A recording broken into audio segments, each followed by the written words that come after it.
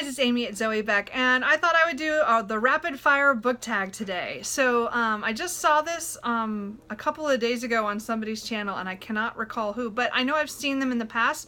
I know the tag's kind of a year old. It was created by Girl Reading. I have her video linked down below. So I'm just going to go rapidly through these. So if I look down, that's what I'm doing. And again, I'm using my iPhone for the first time, so we'll see how the filming goes. So, ebook or physical book. I mostly read physical book. I do read ebooks every once in a while. I'm trying to read more of them, intermixing with all the stuff I've bought. But I definitely am a physical book reader. Paperback or hardback? Paperback. Paperback, paperback. The only hardbacks I buy are either on sale or, again, Tad Williams or Bill Kreider. Those are the only two I buy in hardback if I need to.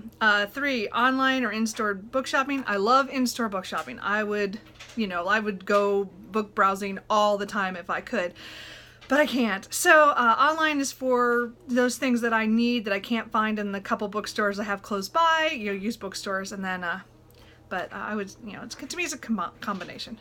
Trilogies or series. I am eternally into series. I have so many of them that are ongoing that I have not completed. And so I keep buying the books. I need to catch up on all of them. But I love trilogies for the fact that you can finish them. So I'm attracted to both. Unfortunately, I have so many of each. Heroes or villains? Heroes. I admit it. I love a good villain. Don't get me wrong. I love it when they have a great story as well. I like anti-heroes sometimes as well. But heroes are still my heart. I like to follow the hero. Book that you want everyone to read. I don't know. I mean, again, I would say if it classic wise, I think Pride and Prejudice is still my favorite classic overall of all time. I like The Three Musketeers by Alexander Dumas as well. If you want something more recent that I think a lot of people should read, I have no idea. It matters on genre. I could do one for everything, so I'm gonna go with those two for the classics. Recommend an underrated book. Underrated book. Oh, this is hard. I don't know.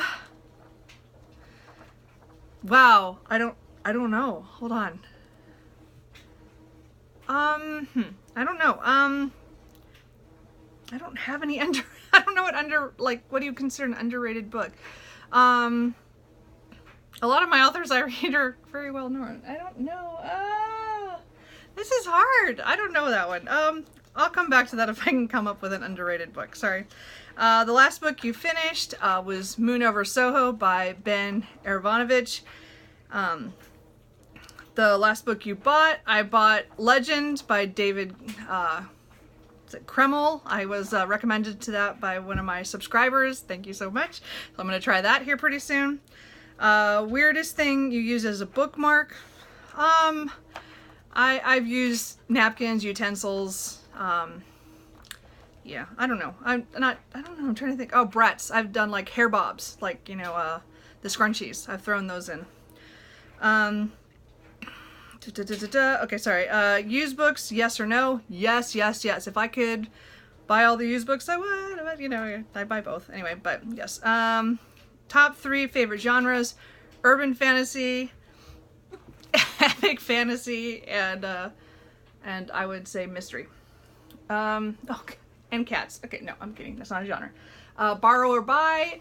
Definitely buy is my preferred, but I use my library all the time to borrow. I don't. Yeah, that's good. Sorry. Characters or plot? I'm definitely a plot-driven person. Most of the books I like have mysteries involved in them. So, yes, Cooper. Sorry. So I'm definitely more plot-driven. I do like character-driven stories sometimes, to mix it up. But I would say, and again, I love real good characters and the cat hairs everywhere. But I'm gonna say plot. Long or short books? I'm attracted to long books, but short books are nice to read. So, but I'm gonna say long. Long or short chapters? I have kind of a mixed thing about this. There's sometimes I really like short chapters because it feels like it's fast and going. But I would say overall I like longer chapters that have like space, like breaks in them. But I guess I don't know. I'm both on a lot of these. This is weird. So name the first 3 books you can think of. The Witchwood Crown by Tad Williams, Solace by Gail Carriger, and well, what was I just thinking? The Unleashing by Shelley Lawrenston. Sorry.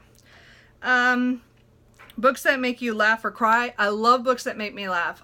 Simon R. Green's make me laugh. Christopher Moore. I know there's other ones, but and Terry Pratchett for sure. Those are like, I love those. Cry doesn't happen quite so often for me, except at like a epic fantasy finale, which again I do like those. And then I recently read The Clay Girl by Heather Tucker. So I do like ones that cry, but I would say I really like to laugh. Our world or fictional worlds? I think with my love of fantasy, that's pretty obvious. Fictional worlds.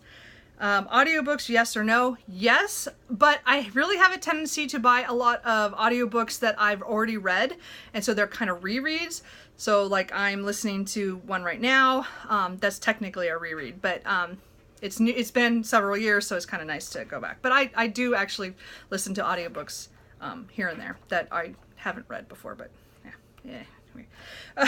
Number 21. Oh, sorry. Do you ever judge a book by its cover? I pick up books that I'm attracted to. That doesn't mean I buy them, but I'll pick it up and at least read the back. And so I do pick things up that way. I may judge a book as if I don't want to like own that book. If it's an ugly cover, I might be more amped to borrow it. Book to movie or book to TV adaptations. So I'm one of those people who I usually read the book before I see an adaptation, but most of the time I'm disappointed because they either leave out something that I really liked about it or they just don't have the time to do it. So I'm not really big. My favorite book to movie adaptation is the Lord of the Rings trilogy, even though it misses a whole bunch of stuff, but I thought it was so well done at that time. Now, I'm not talking about the Hobbit ones. I'm talking about the Lord of the Rings ones. Those ones I think are pretty much perfection for me. I mean, I love them. I wish there was more to it. I wish there was even more extended with the stuff that they missed. But still, it was close. It was good. A movie or TV show you preferred to its book? See, I don't know. I don't know if I have any that I actually preferred. I'm sure there must be, but I can't think of one right off the top of my head, so I'm just going to pass that question. And then series or standalones. I obviously buy way too many series. I love a good standalone, but I will say it's very rare that I actually buy one, or actually that's all I buy. Usually it's, most of the stuff I'm interested in are series, at least a trilogy, or duology to trilogy to ongoing series, like, you know, into the teens to 20s. I love a good series. Anyway, so that is the rapid book tag. I don't know how this all worked out with my new phone. We'll find out. I still can't think of an underrated book. I don't know. It's so hard. Like, I don't know what you consider like an underrated. I mean, again, I could come back just because I've mentioned it already. I don't know if it's underrated. I just think it should be more out there, is The Clay Girl by Heather Tucker. I'm going to go with that one as going back to that question. So anyway, I did that out of order. Sorry. Anyway, so that is the tag. I'm not going to tag anybody because, again, I think like everybody's done this one, but I just thought it was fun and I wanted to pull a tag out. So I will talk to you guys later. Bye.